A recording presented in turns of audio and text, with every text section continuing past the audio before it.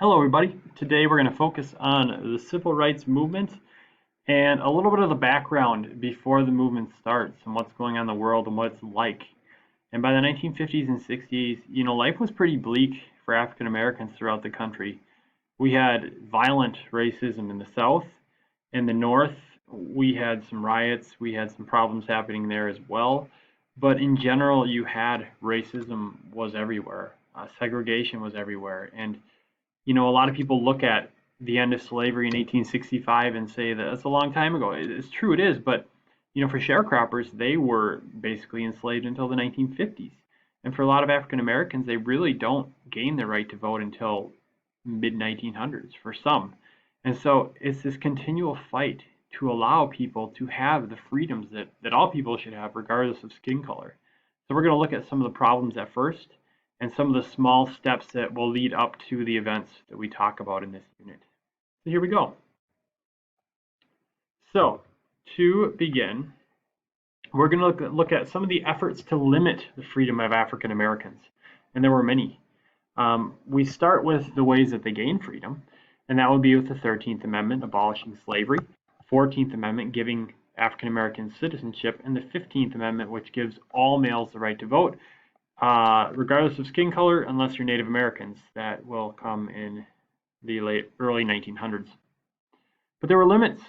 In the South specifically, they tried to find every way they could to stop African Americans from voting, because what was happening was African Americans were voting for Republican governments, and the South, a lot of the white people down there wanted to be Democratic, and so there were opposition there.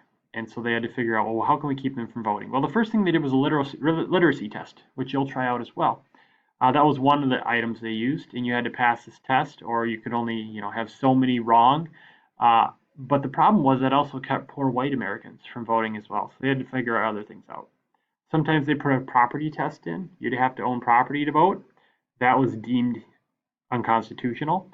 They put in a poll tax, so you had to pay a tax to vote, which also didn't work because poor white Americans couldn't pay that as well. That also was changed. We added an amendment that made it so that that is not allowed anymore. So all these things are put in place to try to stop African Americans from voting. And what actually in the end works for a long time, sadly, is the grandfather clause. And the way it works is simple. If you, your father or grandfather couldn't vote before 1867, then you don't get to vote. But the problem is, no African Americans could vote for the most part before 1867. Everybody was enslaved up until 1865. And so therefore, if your grandfather couldn't vote in 1867, well, you don't get to vote. And then if you don't get to vote, well, then your grandchildren can't vote. And it's just this vicious cycle of not allowing African Americans to vote. And so it's just a sad reality that there's a lot of effort putting into stopping Black Americans from voting. And that's too bad. That's a sad spot in our history, to say the least. In 1896, there's a court case. It's about trains. And can a train company or any other company separate people based on skin color, white and black? And Plessy versus Ferguson argued, made the decision that yes, you can separate based on skin color as long as it's separate but equal. So you can have a car for Black Americans, you can have a car for white Americans, as long as those cars are equal and one isn't worse off than the other. Well, this is kind of a watershed moment in the regard that now segregation becomes huge. And in the South, it's not anything equal at all. There's a clear preference for providing more resources for white Americans than there are for colored Americans.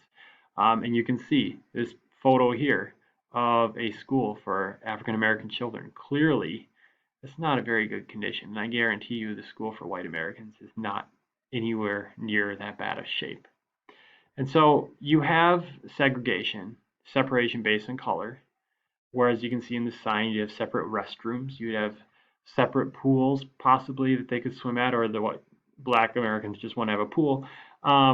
You would have, white Americans eat here, Black Americans eat there. Some stores would only be for Black, some would only be for white. All these things happened. But you also had Jim Crow laws. Jim Crow laws took segregation to another level, because now it wasn't about can I segregate, it was about you legally have to. And so there are a lot of places in the South up until the 1950s and 60s where if you were black, you could not go in that area because legally it wasn't allowed. So here's a few examples. Public swimming pool, white only. We served whites only and not Spanish or Mexican. So this isn't something just for African Americans. That's the group we're focused on, but others face it too. Colored dining room in the rear, and so sometimes you'd have to go to the back to eat. We talked about that when there's American soldiers that are African American holding Nazi prisoners in America during World War II, that the prisoners were allowed to eat in the front, but our American soldiers had to eat in the back because they were black. But what you had is it split up cities, and you'd have a black zone and a white zone, and these were separate areas that people lived in and had different businesses and things like that, because legally that's what the law required. And for those that were African American and were successful, the Ku Klux Klan was there to try to intimidate them and prevent them from that success. And it may be that they try to prevent you from voting Republican at the time. It may be that the Klan is trying to stop your business from succeeding. But it was a scary group, to say the least. And sometimes what you would see are crosses being burned in people's yards. And this is something that we obviously saw in the South, but it was throughout the United States. In the 1920s in Ellsworth, Wisconsin, there were Ku Klux Klan picnics at the Pierce County Fairgrounds. Some of them had 2,000 members. One of them, it was believed, had up to 10,000 members there, and they bring their families there, and things like this. It talked about in a newspaper article a Ku Klux Klan meeting at a farm, and they burned a cross afterwards. That's scary stuff. Racism was not just in the South. We definitely saw it in the North too, and it was a major, major problem. And for a lot of African Americans, this is something that could prevent them from succeeding because success meant that you were threatened, sometimes with violence, sadly. But thankfully, African Americans, white Americans, both groups would see there are some people that are really working to make a change. And here are some of the things that changed for the good. In 1909, the NAACP is formed, the National Association for the Advancement of Colored People. This is a great organization because what they do is they really legally fight for the rights of African Americans. Sometimes they're fighting for you to have the same privileges in war. Sometimes they are fighting when a company will not allow African Americans to work there. And sometimes they're supporting you in court so that you have a good defense in maybe a lawsuit that isn't very fair against you. In 1948, President Truman integrates the military.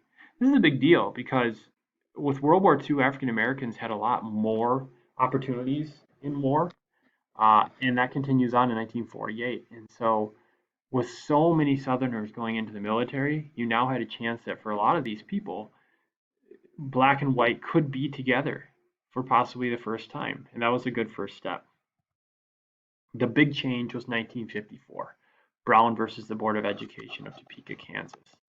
And what was happening was there were students that were going to African American schools that clearly were not equal, clearly they were receiving a worse education. And they wanted to be able to go to a better white school because that's where the best education was.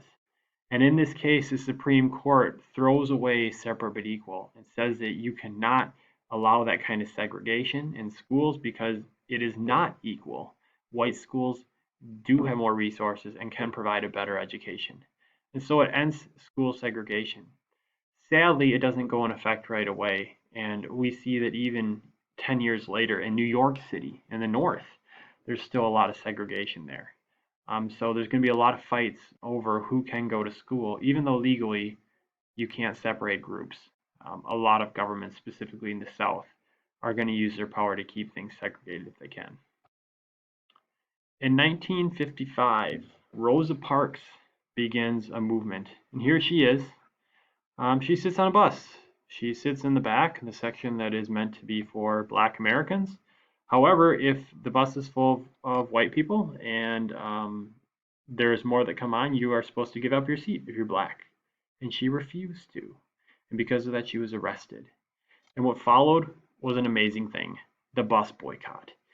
And for over a year, African Americans in Montgomery said, you know what, if this is how we're going to be treated on the buses, we're not going to ride. And they had around 75 to 90% of the ridership And so when they were gone, you had empty buses. And between this boycott and court proceedings, they were able to make changes so that in Montgomery, it was not legal to separate white and black people on buses.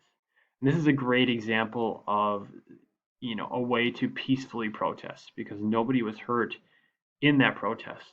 However, after they were integrated together, there were situations where white Americans were harming black Americans at bus stations, sadly. What most people don't know is the story of Claudette Colvin. She did the same thing Rosa Parks did earlier on, except she was a teenager, and she had become pregnant. And so the NAACP and other groups in the area felt that she was not a good person to put in this trial because she didn't fit a mold that people would think would get others to feel like, okay, we can support her. If you look at Rosa Parks, they said she had a lighter skin complexion. She was a professional in what she did. And it's very hard to look at this person and say that they're a bad person. And so they chose to run with Rosa Parks. But actually, Claudette Colvin did it first, and part of her court case did in the end help to provide some more freedoms for people. Other things we see is Little Rock crisis in Little Rock, Arkansas. In 1957, African American students are sent to the high school, but the National Guard is brought up to stop them from coming in. The government brings in the National Guard, the state government, to stop these African Americans from coming in. The President of the United States, Eisenhower, says enough is enough. He takes over the Guard and he brings in federal troops. And for a whole year, these African Americans are given a federal soldier, a national U.S. soldier, to stand next to them to protect them in the school. And it showed how big segregation was.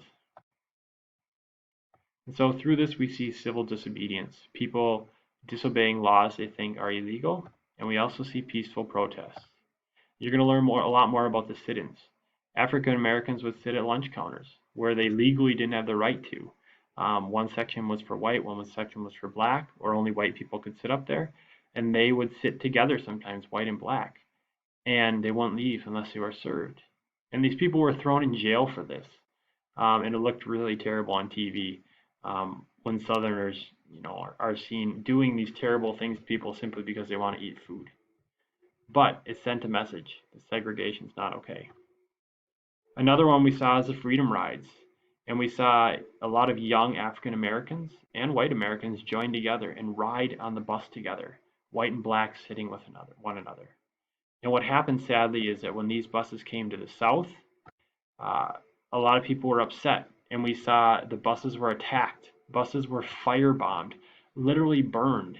And as the buses are burning, people are coming out and they're getting beaten because, heaven forbid, they would ride in the South together, black and white, in seats together. And so the Freedom Rides help to push towards allowing interstate buses to be forced to allow people to sit together and things like that. But all these things took sacrifice, and all these things required people to keep their calm and to not become violent, because that would lead to more violence. And so it's a long road, and these are just a few of the beginning pieces. And if we have more time, we'll look at other things that happen as well. But it's worth noting that when we look at the situation that African Americans face in America, having freedom hasn't been something that's been a guarantee. It's been something that they've had to fight for, a lot of times getting abused in the process. And so it's good to look at these things, and hopefully we have a chance to continue to look at a few more to see, where have we been in the past and how far have we come, because we've made a lot of great strides forward. And we have even more we can do for equality.